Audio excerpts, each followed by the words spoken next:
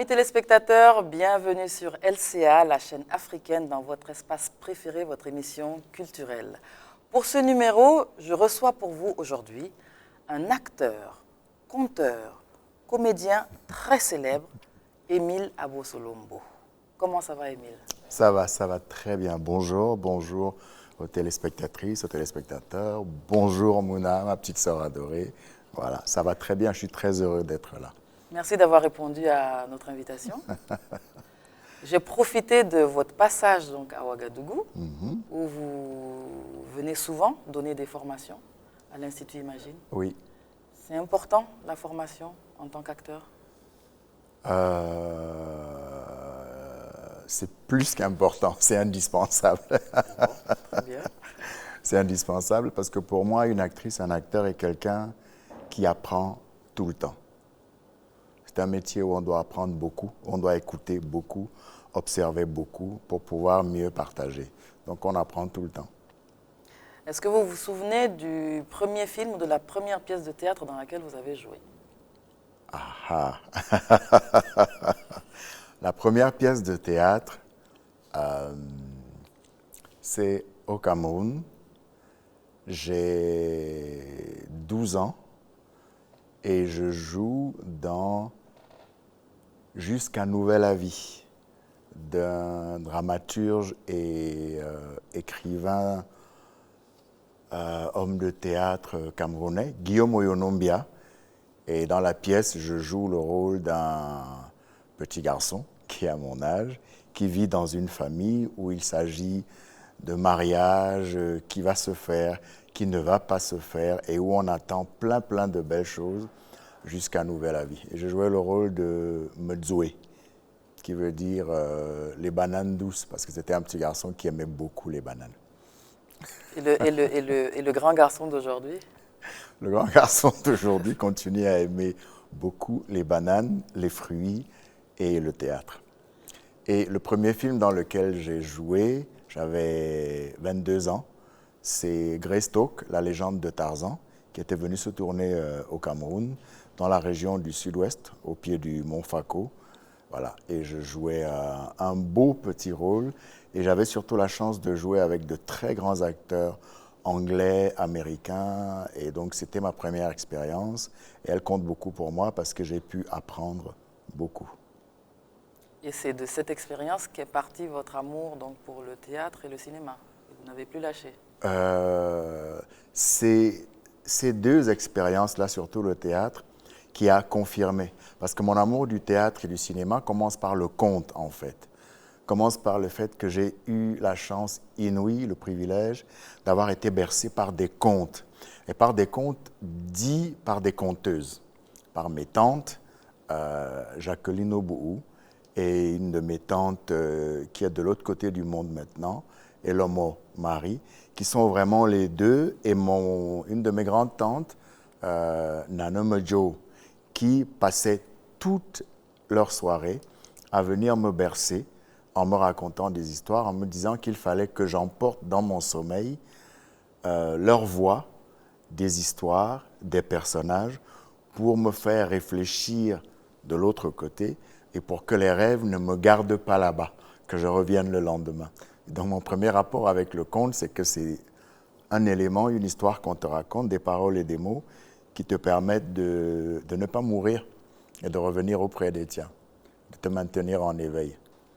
Avant de revenir sur le conte et sur tout ce qui vous a bercé pendant votre enfance, on va aller regarder des extraits de films dans lesquels vous avez joué, notamment dans le film de Newton Adwaka, qui avait eu les talons de bronze. On regarde quelques extraits. Les talons d'or. Et talons d'or. Les talons d'or en 2007. En 2007. Ezra. Ezra. Merci beaucoup. À tout de suite.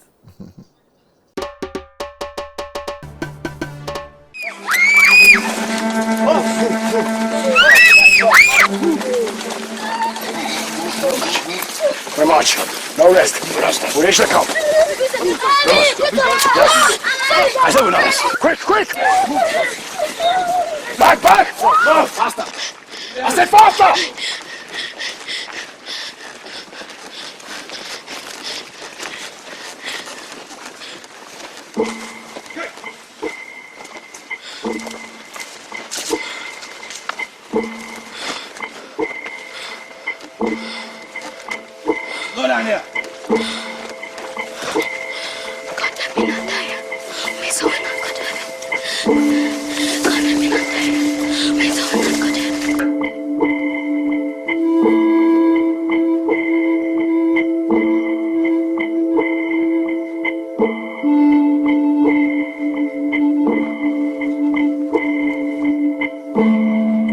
soldiers, you are going to fight a battle. So you must get ready and willing to die. You must get ready and willing to die. Yes. From now on, you are working coffins. One time for die, don't reach. Then time for die, don't reach. When the time for go, the time for go. When it's over, it's over. This is an AK-47 rifle. This is your life. This is the garden. This is an AK-47 rifle. This is your life. They give us the special drugs. We call it bubbles. Amphetamine.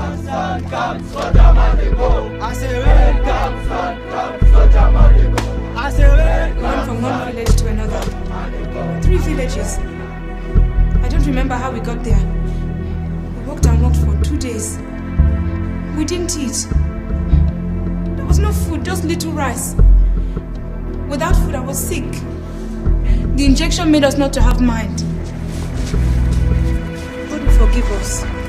He knows we did not know. We did not know.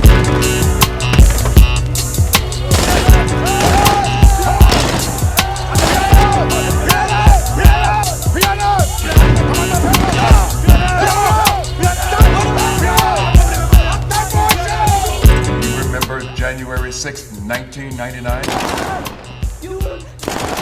I don't remember.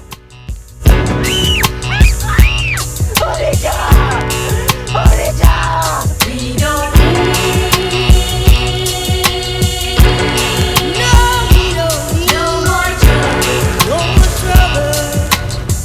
They killed my brother. The many sons of a bastard. Who is she? Me, Why are you giving it to me? so you can stop staring at me. My story is a little bit complicated. I'm interested. My guy is pregnant. You know what you are? A crocodile. Big mouth, short legs. What's on your mind?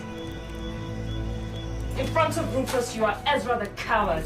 He's not taking care of his troops. Troop, pay your last honor. Salute.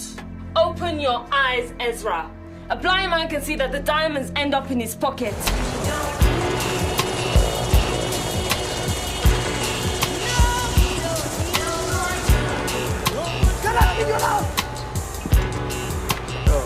Take it.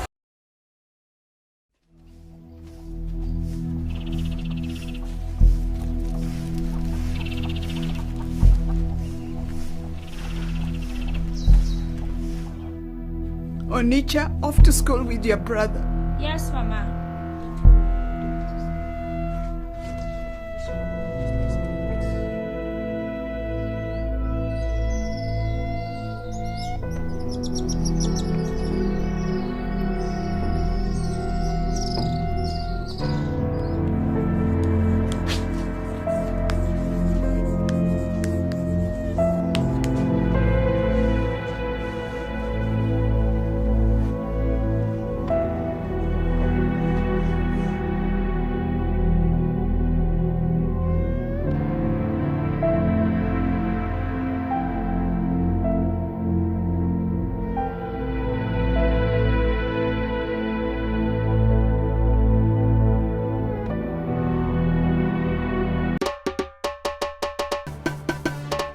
En 2016, justement, vous étiez dans Ezra.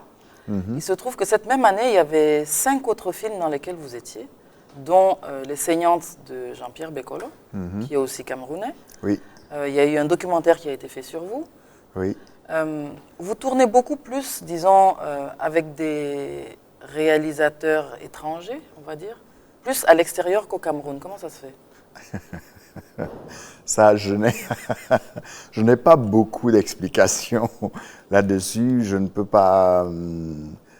Je ne sais pas. Je n'ai pas d'explication parce qu'on pourrait avancer plusieurs hypothèses. Est-ce que les réalisateurs de l'extérieur sont plus efficaces, sont plus curieux, Est-ce que les réalisateurs camerounais, en dehors de Jean-Pierre Bekolo, ne me connaissent pas? Non, parce que je les connais tous. On parle beaucoup de faire des choses ensemble et je ne vois jamais ces choses arriver. Jean-Pierre Bekolo a été le seul qui m'a dit on va faire des films. On a fait Les Saignantes et on en a fait un autre. Newton Adouaka, qui est nigérian, qui ne me connaissait pas du tout, est arrivé de Londres, m'a rencontré. Depuis, on a fait 3 films ensemble et il y en a plusieurs autres. Mais au Cameroun, c'est vrai que, bon, il y a Jean-Pierre Bokolo, c'est déjà ça. Et puis les autres, j'espère que ça va arriver. Vous avez la chance, disons, d'être parfaitement bilingue, anglais-français. Vous parlez aussi une de vos langues, oui. La langue maternelle. Oui, je parle la langue Ati. Ati. Ouais, au Cameroun, du peuple Beti. Et je parle le pidgin, qui est une espèce de concassage comme ça d'anglais, de mélange de langues locales, de plusieurs langues locales et même d'autres langues africaines, et qu'on appelle le pidgin au Cameroun, qu'au Nigeria on appelle le broken English. Là.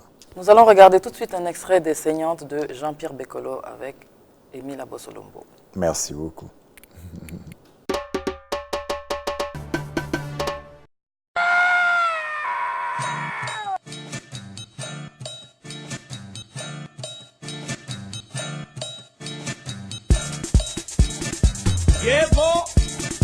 T'as beau manger la vie, mais juste à tes comment? Ou bien, c'est là que tu apprendras l'île. Hein?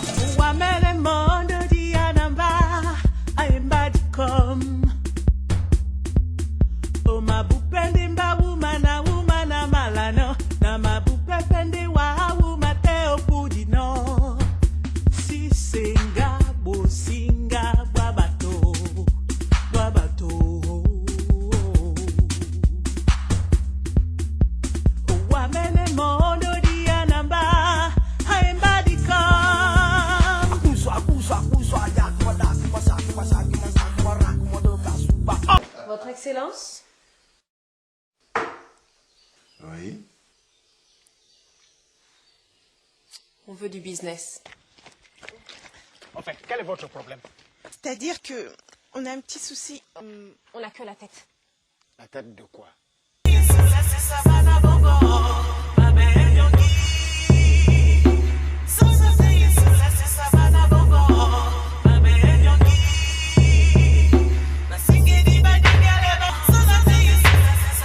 Nous étions belles, nous étions fraîches, nous étions féroces, nous étions saignantes, nous étions promises à un festin.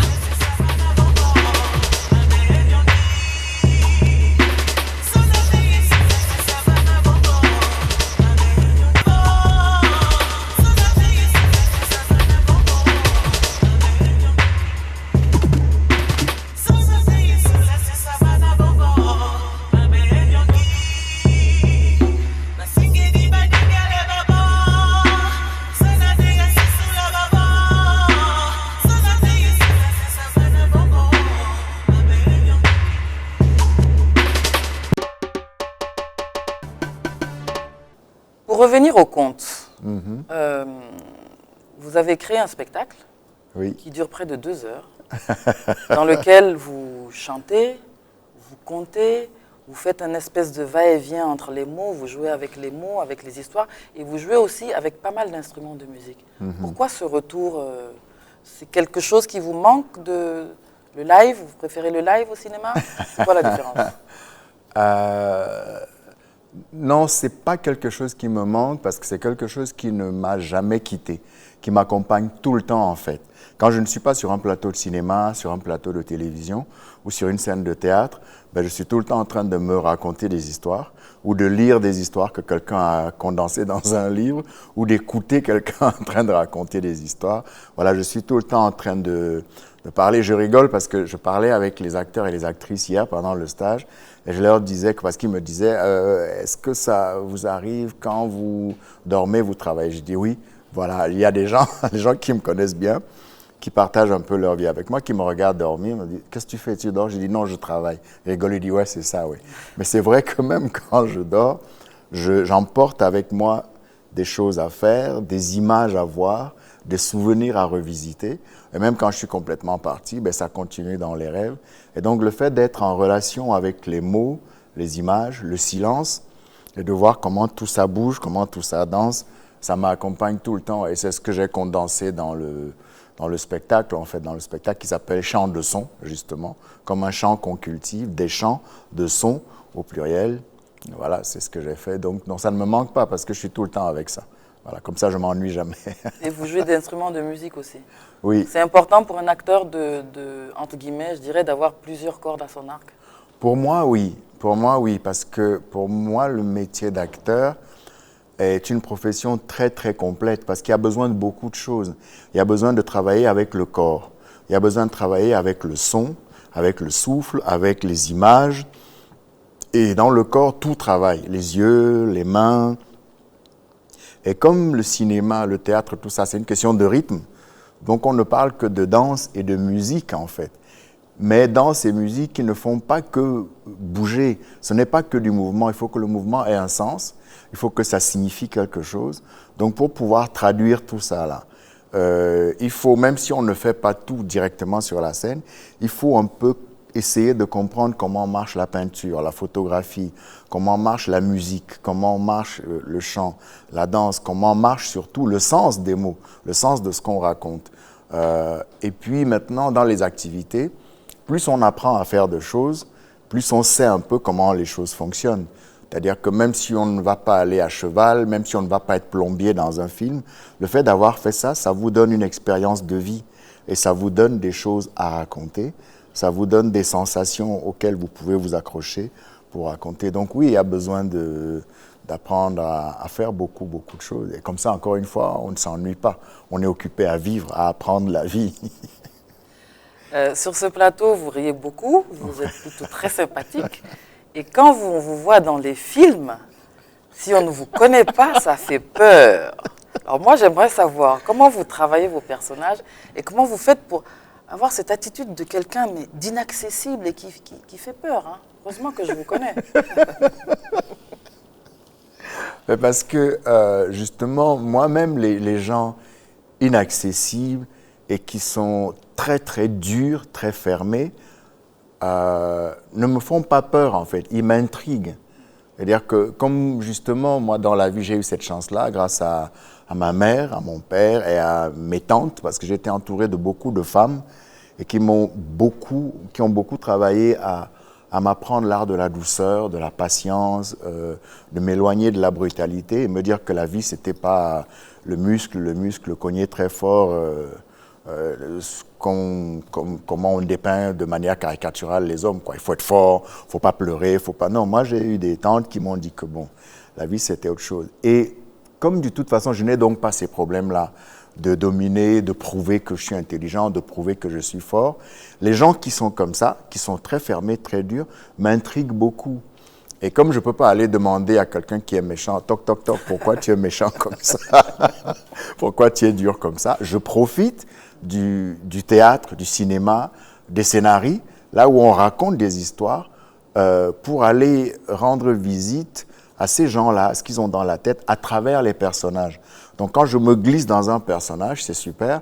Et comme ces personnages-là, en général, sont assez éloignés de ce que je suis dans la vie, en tout cas de ce que j'aimerais être et que je travaille à être, c'est-à-dire être quelqu'un de gentil, de doux, de vivant, vivre bien avec les autres et pas passer le temps à se taper dessus, eh bien, j'essaie de mettre ça en lumière, donc j'explore beaucoup et j'apprends beaucoup de choses, parce que je pense qu'on a tous en nous quelque chose qui peut devenir très dur, très violent, très méchant. Simplement, on a le choix.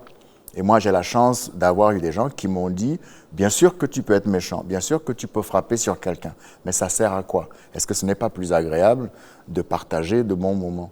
Et donc, à mon avis, quand je joue des personnages comme ça, mon grand plaisir, c'est pas de les condamner ou de les juger, mais c'est de dire, ah, c'est pour ça qu'ils sont comme ci ou comme ça. Donc, ce qui m'intéresse, c'est pourquoi ils sont durs, pourquoi ils sont méchants, pourquoi ils sont fermés, et c'est de mettre ça en lumière qui, pour moi, est important en tant qu'acteur. Et même quand je joue un gentil, hein, parce que ça ne sert à rien de jouer un gentil si on ne met pas en lumière pourquoi il est comme ça.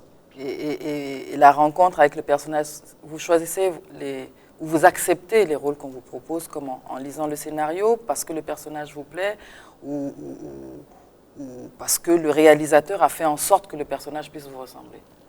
La limite, elle est où, en fait? La limite, elle est... Alors, l'idéal, c'est quand il y a un super mélange entre un personnage qui est bien écrit, Ce qui veut dire que le réalisateur a bien pensé son scénario.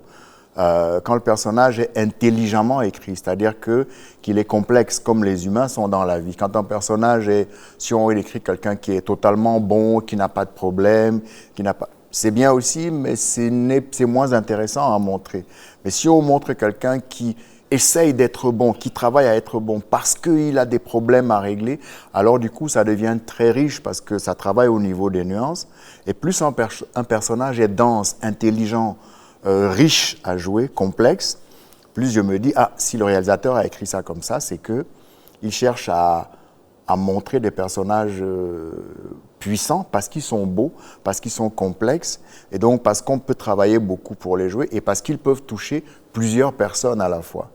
Et du coup, moi, je prends énormément plaisir à jouer ça. Évidemment, il faut qu'avec le réalisateur, il y ait une belle entente, parce que si quelque chose est bien écrit, que c'est intelligent, il faut le travailler avec de l'intelligence aussi, donc sans conflit, sans guerre, je n'aime pas du tout me battre quand on travaille. Parce que c'est un métier, à mon avis, qu'on a choisi de faire, justement pas pour se battre, mais pour essayer de comprendre et de construire. Donc quand tout ça est réuni, ouais, je prends un énorme plaisir à dire oui, à essayer de travailler les personnages, parce que ça m'apprend beaucoup sur moi-même, en fait. Et ça m'ajoute surtout des petites pièces comme ça pour essayer de comprendre la vie et comprendre le métier. En parlant de complexité de personnages, justement, avant de revenir à vous, on va aller regarder un extrait d'un film, encore avec Jean-Pierre Bécolo, dans lequel vous avez joué, qui s'appelle Miraculous Weapons. À tout de suite. Merci beaucoup.